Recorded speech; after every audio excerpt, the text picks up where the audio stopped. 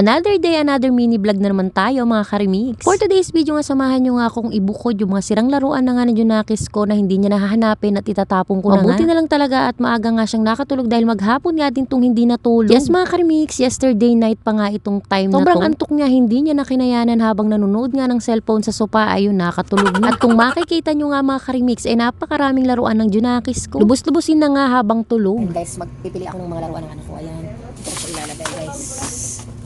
At itatapon ko na nga siya. Kaya, samahan nyo ako mamili. Mamili tayo habang tulog-tulogan ko. Kaya pagising mo, hindi natin pipili. Sigurado.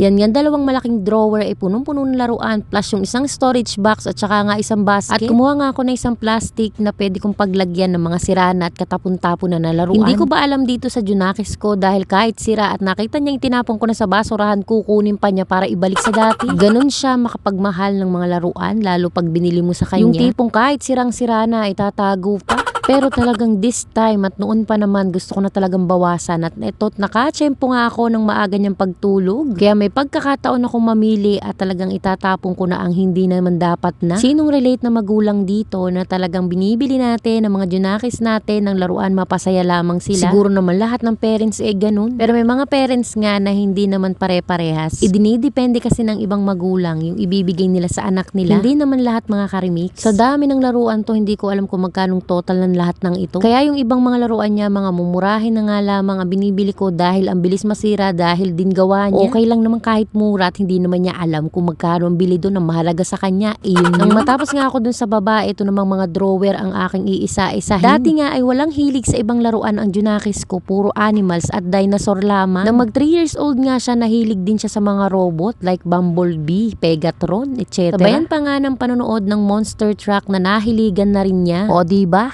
Lalaking lalaki yan. Pinagsama-sama ko na nga dito sa basket na green yung mga animals at ang dinosaur na napakarami. Tulad nga ng sinabi ko, ito lang talaga ang una niyang nakihaligan. Nadaig pa nga ako ng anak ko dahil halos lahat ng dinosaur alam niya ang pangalan. Pag akong tinanong mo, wala akong alam. Nadaig pa nga ako ng Junakis kung 3 taong gulang. Malamang hindi lang din naman akong nanay na ganun ano. O aminin dyan ng mga nanay na kagaya ko. Natutuwa naman ako dahil napakatalino nga para sa akin ng anak ko. O para sa akin ha. Balik na nga tayo dito sa mga laruan na inaayos ko or pinipilian ko nga. Sa sobrang dami na nga, gusto ko na talagang itapon ng iba. Ginusto mo yan, kaya magtiis ka, kayo ang bumili niyan. Yung reklamo ka ng reklamo na makalat at napakagulo, pero sige ka lang naman ang bili ng laruan sa anak ko. O, sino naman ang relate na mga magulang or nanay dyan na pag nagkalat ang mga laruan ng bata ay nagagalit, pero sige ka pa rin naman ang bili. Ganun naman talaga siguro tayo mga magulang pag napapagod na rin tayo ay nakakapagsalita nga tayo ng hindi natin iniisip. Nakasalanan din naman natin. At sino ring relate pagkasama nyo ang anak nyo sa mga dep store or kusang bilihan ng laruan talagang hindi siya aalis nang hindi mo bibili yung laruan. Kung dati nga yung Junakis ko ay matutuwa ka pa dahil hindi nga tumapaghila sa mga tindahan ng laruan. Pero nang kalaunan at lumaki na at nagkaedad siya at marunong na nga maglaro, ayun, nagiiyak na. Kapag nasa dep store kami at kung saan man kami napadpad na may tindang laruan, hindi pwedeng hindi siya bibili. No choice naman tayo mga ina or mga ama dahil talagang kailangan mong bilhin para magtigil sa kaiiyak. Nang mapaalis mo na nga rin siya doon. Nakakahabag din naman na pag nakita mo yung anak mo na iniiyakan yung isang bagay na gusto niya tapos hindi mo pa ibibigay. Parang may kurot sa puso ba? Ano naman talaga pag magulang. May mga ilang piraso kong sirang laruan na hindi ko nga itinapon dahil paborito niya yun. May time kasi mga karimix na talaga nagwawala yan pag hindi niya nakikita yung gusto niyang laruan. Kaya naman hindi ko na lang isinama sa itatapon ko. At after a minutes nga natapos din nga ako. At ganito nga karami yung napili ko na ipapatapon ko na kay Habibi. Sabi ko nga sa kanya ipasok sa loob ng sako dahil baka makita ng Junakis niya kinabukasan, ipapasok na naman niya dito yan. At malamang ibabalik niya yun sa loob pag nakita niya. O tingnan nyo, para rin namang walang nagbago. Marami pa rin.